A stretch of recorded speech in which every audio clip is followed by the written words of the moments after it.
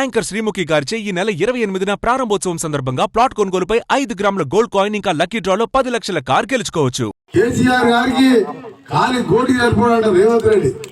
కాలికి గోటికి సరిపోయి రే కదా నేను మట్టి పెట్టి వాళ్ళ ఫామల్లో పండ పెట్టిన రేవంత్ రెడ్డి అది మర్చిపోయినా నీ భాష ఏంది, నీ భాష ఏంది? ఒక ముఖ్యమంత్రిని పట్టుకొని కేసీఆర్ కాలి గోటిగా.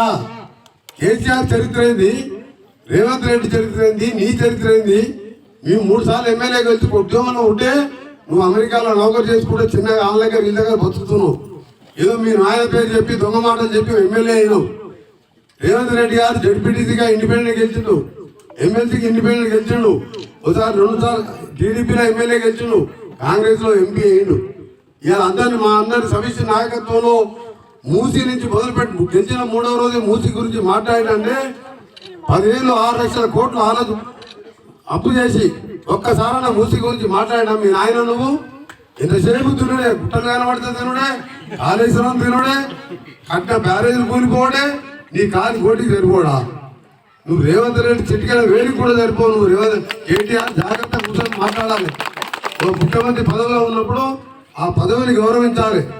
మీ ఎప్పుడు కూడా కేసీఆర్ని దొంగ లంగా తింటున్నాం అన్నం తప్ప మా కాలి కోటి సరిపోయిన అనలే. మేము ఇచ్చిన తెలంగాణ దళితులు ముఖ్యమంత్రి చేస్తాను తిట్టావు, అనదనుకుంటా 100 తిట్లు తింటున్నావు.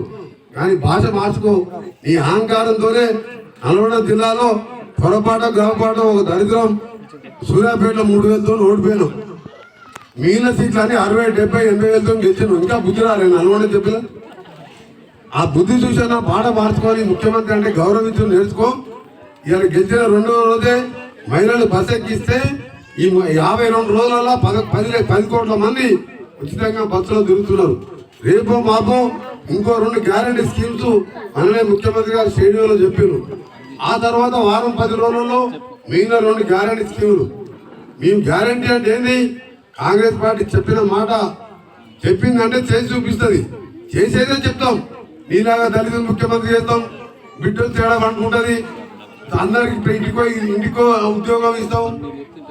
మన పాతాళ మరి ఊరు తీసుకున్నాడు, పాతాళ మరి తీసుకొని ఊరంతా కూలగొట్టాడు. తర్వాత తెలుసుకునే ఏదో సంగతి అన్న ఆ యాదగిరి పండితులు చెప్పినట, నువ్వు ఆ టర్నింగ్ మొదటి దగ్గర శ్మశాన వాటికి ఉంది, ఆడ టర్నింగ్ మనవద్దు, నువ్వు ఊరు మొత్తం కూలగొట్టి చక్కగా రా, లేకపోతే దరిద్రం పట్టి పదవి పోతుంటే ఆ ఊరంతా కూలగొట్టిండు. ఆ కూలగొట్టి కట్టేలో పడి ఆడ పదవి పోయింది, బొక్కలు పోయి ఆడ పోయి మామూలు అనుకో. ఆ ఊరు ఓడి కట్టాలి, ఇప్పుడు మేము కట్టాలి. ఇంత అన్యాయమా? వాళ్ళ గురించి చెప్పాలంటే దేవుని దగ్గర ఆ పాపం చదువుతున్నాను. ఇక్కడ దేవుడు ఉన్నాడు, ఇంతమంది దేవుని దగ్గర ఆ కుటుంబం గురించి మాట్లాడు. సమయం ఎందుకు వచ్చిందంటే ఉదయం పేపర్ చూస్తే కేసీఆర్ ఆయన కాలి గోటికి ఎడమగాలి ఏమన్నా కాలి గోటికి సరిపోడంట రేవంత్ రెడ్డి. అంకేనే పండబెట్టి తొక్కినా మిమ్మల్ని అందరూ ఒక్కొక్క 60-70 వేలతో. ఇంకా బుద్ధి రాలే, మాటలు మార్చుకోండి. ఇవాళ ఈ దేవస్థానం వినవాళ్ళే మీకు?